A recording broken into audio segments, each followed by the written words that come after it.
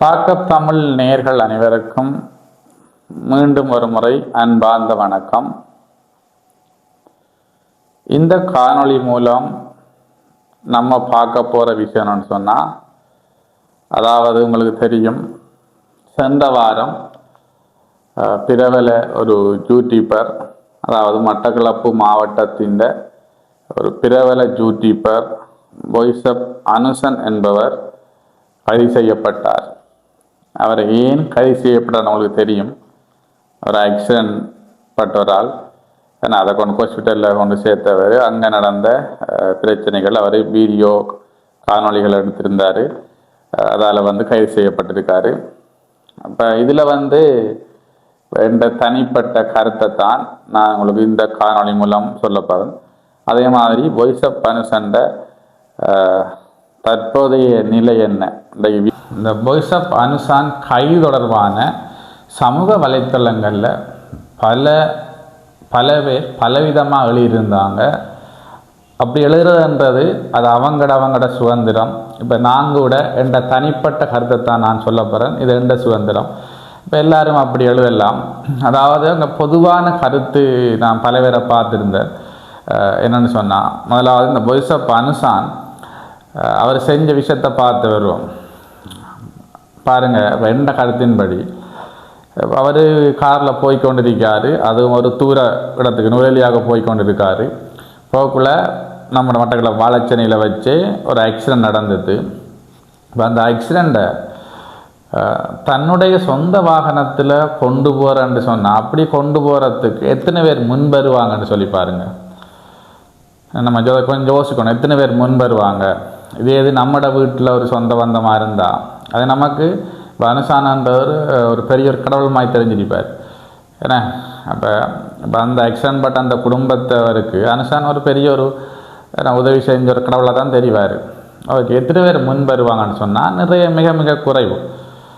ஏன்னு சொன்னால், ஒரு தங்களோட சொந்த வாகனத்தில் ஒரு ஆளை ஏற்றி போகக்குள்ள, ஒரு ஆக்சிடென்ட் பட்டவர் ஏற்றி போகக்குள்ள உங்களுக்கு தெரியும் நிறைய பிரச்சனைகள் வரும். தற்சமயம் அந்த ஆக்சிடென்ட் பட்டவருக்கு ஏதாவது நடந்தால் அது அவங்களுக்கு தெரியும். நிறைய பிரச்சனைகள் பின்னுக்கு நிறைய பிரச்சனைகளை கொண்டு வரும். அப்படி நிறைய சம்பவங்கள் நடந்திருக்கு. நம்ம பைக்கில் போகிறோம், பைக்கில் போகக்குள்ள ஒரு ஆளை ஏற்றிட்டு போகிறோம், அவர் கீழே விழுந்து அவருக்கு ஏதாவது நடந்தால் பைக்கில் ஏற்றி போனவரையே அடித்து கொண்ட பிரச்சனையெல்லாம் நடந்திருக்கு. இலங்கையில் நடக்காட்டி பிரச்சனை சம்பவங்கள் நடந்தெல்லாம் இருக்கு நிறைய. ஏன்னா இப்போல்லாம் நிறைய பிரச்சனைகள் இருக்கு. தங்கத்தில் விலையும் கூடி போயிருக்குது. அப்படி கொள்ளை அப்படி நிறைய பிரச்சனைகள்லாம் நடந்துருக்கு. அதால் இப்போ எல்லோரும் ஏற்ற மாட்டோம். ஆக்சிடென்ட் பட்ட ஒரு ஆள் நம்ம ஏற்றி போனோம்னு சொன்னால் அவருக்கு ஏதான்னு சொன்னால் அப்புறம் நம்மளோட வேலையை விடுத்து நம்ம இது கலைச்சல் கூடன்னு சொல்லி எல்லோரும் போக மாட்டாங்க. இப்போ அந்த வகையில் அனுசான் செஞ்சது ஒரு நல்ல விஷயம். அவரை ஏற்றி போனது கூட நல்ல விஷயம். இப்போ சமூக வலைத்தளங்களில் அவர் வீடியோ எடுத்துகிட்டு போனது பிளண்டு நிறைய பேர் போட்டிக்காங்க. அதை நான் ஏற்றுக்கொள்வேன். அவர் ஆரம்பத்திலிருந்தே வீடியோ எடுத்துகிட்டு போகிறாரு. அது பிள்ளை அப்படி செய்யலாது. அவர் ஆக்சிடென்ட் பட்டவர் அதை கொண்டு போயிருக்கணும், அவரை வீடியோ எடுத்துவான்னு சொல்கிறாங்க. அது ஓகே, அந்த கருத்தை மட்டும் நீங்கள் சொல்லலாம்.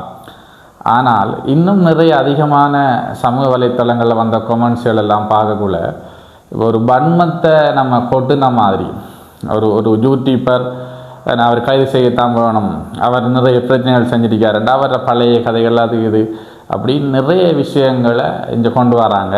அவங்களுக்கு தான் என்ற கருத்து.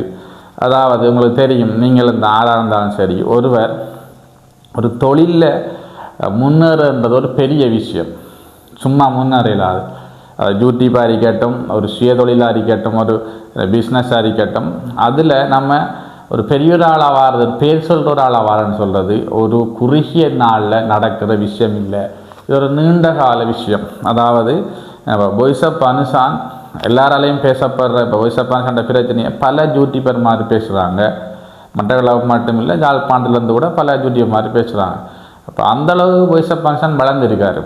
ஏன்னா அது காரணம் அவரை யூடியூப். ஓகே, இப்போ யூடியூப்பில் அவர் சும்மா வளர்ந்தாரா? இல்லை, எவ்வளோ பாடுபட்டிருப்பார், எவ்வளோ கஷ்டப்பட்டிருப்பார். இந்த மைக்கை போனை தூக்கிட்டு எவ்வளோ பேருக்கு முன்னுக்கு போய் அவமானப்பட்டிருப்பார். அப்படித்தான் அங்கே வந்திருப்பார். இப்போ அதில் என்ன ஒரு ஆள் எழுதியிருந்தார், ஒரு மைக்கும் ஒரு ஃபோனும் இருந்தால் யூடியூபர் ஆகலாம், எல்லாம் செய்யலாம்ன்றது. இப்போ யோசித்து பாருங்கள், ஒரு மைக்கும் போன தான் எல்லோரும் யூடியூபர் ஆகலாமா? ஒரு யூடியூப்பில் முதலாவது உழைக்கிறதாலே நிறைய ஆரம்பத்தில் நிறைய கஷ்டப்படணும். 1000 சப்ஸ்கிரைபர் எடுத்து 4000 வாட்சிங் ஹவர்ஸ் எடுத்து அதுக்கு பிறகு நிறைய வேலைகள் இருக்குது. அப்படி வந்தாலும் அதுக்கு பிறகு கணக்கு விஷயங்கள் இருக்குது. இப்போ அது சும்மா நம்ம சும்மா ஒரு வீடியோ எடுத்து போடுறோம், இன்னொரு வீடியோ எடுத்து போடுறோம், அதால் நம்ம காசு எடுக்கிறது இல்லை. நம்ம ஒவ்வொன்றா கண்டென்ட் கிரியேட் பண்ணணும், அதை யூடியூப் போடணும், காப்பிரைட் செய்யக்கூடாது. அப்படி நிறைய பிரச்சனைகள் இருக்குண்ணா, அதை கதைக்க வரல, நிறைய பிரச்சனைகள் இருக்குது. இப்போ அதை தாண்டி ஒரு யூடியூப்பர் முன்னேறான்னு சொல்கிறது அது அவங்களோட உழைப்பு. யூடியூப் மட்டும் இல்லை, எந்த விஷயமா இருந்தாலும் நீங்கள் எடுத்துக்கொள்ளுங்க. நீங்கள் உங்களோட பிஸ்னஸில் ஒரு பெரிய ஆளாக இருக்கீங்களா, நீங்கள் உங்களோட கல்வித்துறையில் ஒரு பெரிய ஆளாக இருக்கீங்களா, அதெல்லாம் உங்களோட சொந்த உழைப்புகள். இப்போ நம்மளோட உழைப்பால் நம்ம முன்னேறிக்கோம். ஆனால் உழைப்பால் முன்னேறலாம், கஷ்டப்பட்டு உழைச்சதால ஒரு இடத்துல இருப்பாங்க. இப்போ அந்த வகையில் நம்ம அவருக்கு பல கமெண்ட்ஸ் எல்லாம் பார்த்தேன், அவருக்கு நிறைய ஆதரவான கமெண்ட்ஸ் எல்லாம் வந்திருந்தது. அது ஒரு வன்மத்தை கொட்டினமா இப்போ யூடியூபர்ஸ் எல்லாருமே பிள்ளையான ஆக்கள் என்று சொல்லாமல் நிறைய பேர் கதைச்சிருந்தாங்க. அது ஏன் அந்த கருத்து எனக்கு புரியலை. அது இப்போ யாழ்ப்பாணத்துலேயும் ஒரு பிரபலமான யூடியூபருக்கு பிரச்சனையெல்லாம் அவர் என்ன எல்லாம் ஓகே. இப்போ அவங்களோட சைடில் வேறு பிரச்சனைகள் இருக்கலாம்.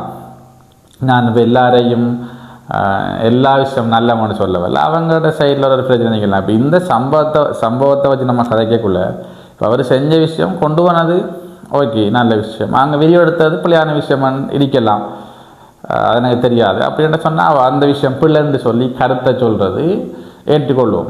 அதை விட்டுட்டு அவர் ஏதோ கொலை செஞ்ச மாதிரி பெரிய பிள்ளை செஞ்ச மாதிரி அவர் காலமுள்ளா ஜெயில் இருக்கணும் இப்படின்னு சொல்லி நம்ம அந்த பழைய பகைகள் வன்மங்களை கொட்டுறமாய் பல பேர் பேசியிருந்தீங்க. அது இப்போ என்னால் உண்மையாக ஏற்றுக்கொள்ள முடியாது. அது ஏன்னு சொன்னால் இப்போ அவங்களோட உழைப்பால் அவங்க முன்னேறிக்காங்க. ஏன்னா அவங்க உழைப்பால் அவங்க இவ்வளோ வசதியாக இருக்காங்க. யாருமே தானாக சும்மா இருந்து முன்னேறலாது. கஷ்டப்பட்டு உழைச்சவன் தான் வாழ்க்கையில் முன்னேறலாம். அதை தாண்டி இந்த கமெண்ட்ஸ் பண்ணவங்க இந்த அதிகமான நாட்கள் படித்தவங்க தான் இதில் சொல்கிறாங்க. இன்னொரு ஆள் கதைச்சிருந்தார் பேசுக்குள்ளே பார்த்தேன்னா, அது நான் ஏற்று நல்ல விஷயம். இப்போ அனுஷான் இந்த ஆரம்பத்துலேருந்து வீடியோ எடுத்தது பிள்ளை, மற்ற விஷயம் எல்லாம் ஓகே, அவர் பிரச்சனையை போகிற வீடியோ எடுத்திருக்கலாம் அண்டார், அது நல்ல விஷயம், அதை நான் ஏற்றுக்கொள்கிறேன். அப்படியான விஷயங்களை கதைக்கலாம். அதாவது எல்லாரும் பிள்ளை இப்போ யூடியூப் செய்கிறவங்கெல்லாம் மெயினாக யூடியூப் செய்ய மாட்டான், அவங்களுக்கு வேறு ஒரு தொழில் இருக்கும், அல்ல யூடியூப்பு செய்த பிறகு வேறு ஒரு தொழில் அவங்க ஸ்டார்ட் பண்ணுவாங்க. யூடியூப் நிரந்தரமான விஷயம் இல்லை, அப்படித்தான் வாராங்க எல்லாரும். அப்போ அதுக்காக நம்ம எல்லாருலேயும் வந்த வன்மத்தை கொட்டுறது பிள்ளைன்றதான் எந்த கருத்து. ஓகே, அது எவ்வாறு இருந்தாலும் இப்போ தற்பொழுது அந்த வாய்ஸ் ஆஃப் நேஷன் நிலைமை என்ன, இந்த 23/10/2025 வியாழக்கிழமை. அப்போ இன்று அவர் பிணையில் விடுதலை செய்யப்பட்டிருக்கார். ஒரு நல்ல ஒரு செய்தி, பிணையில் விடுதலை செய்யப்பட்டிருக்கார். அதுக்கு பிறகு அவருக்கு அந்த கேஸில் நடக்கும். அது சம்பந்தமாக அவரை யூடியூப் சேனலில் போடுவார், நம்ம அதை பார்க்கக்கூடிய மாதிரி இருக்கும். நான் இப்போ இந்த காணொலியில் கதைக்க வந்த விஷயமாக தான், யாருமே இல்லைன்றாலும் பிள்ளை கேட்டோம். நான் இப்போ யாரில் பிள்ளைன்னு சொல்ல வரல, அது அனுஷனாக இருந்தாலும் சரி யாராக இருந்தாலும் சரி, அந்த இடத்த ஒரு மனுஷனை நம்ம பார்க்கக்குள்ள சில விஷயங்கள் நம்ம சரியாக கதைக்கணும். அதுக்காக தான் நான் சொல்ல வந்தேன். யார்லேயோ பிள்ளை கேட்டோம், அது வேறு விஷயம். இப்போ அவர் விடுதலை செய்யப்பட்டிருக்காரு, அவர் கேஸில் அப்படியே போகும். அப்போ நீங்கள் இப்போ ஒரு ஆள் செய்த குற்றத்துக்காக எல்லாரையும் கொண்டு வரதோ அல்லது மொத்த வன்மத்தையும் ஒரு ஆள் மேலே கொட்டுறதுன்றது ஒரு பிள்ளையான விஷயம். நம்மளும் யோசிக்கணும். இப்போ நம்மளோட குடும்பத்தில் ஒரு ஆள் ஆக்ஷன் பட்டிருந்தால் நம்ம எல்லோரும் அதை ஏற்றுக்கொண்டிருப்போம். வெளியாளன்றதால நமக்கு அதை பொறுக்கல் இல்லை. அடுத்தது நம்மளோட ஆக்களை சொல்ல போனால், யார் முன்னேறி ஒரு தனி தொழிலில் சிறப்பாக இருக்காரோ அவரை எதிர்க்க நிறைய பேர் வருவாங்க, சொல்லுவாங்க காய்க்கிற மரம் தான் கல்லடிபடும்னு சொல்லி. அப்படியான விஷயங்கள் எல்லாம் இருக்குது. எல்லாத்தையும் தாண்டி நம்ம பயணிப்போம். தொடர்ச்சியாக அங்கே காணொலியை பார்க்க சேனலில் மறக்காமல் சப்ஸ்கிரைப் பண்ணிக்கொள்ளுங்கள்.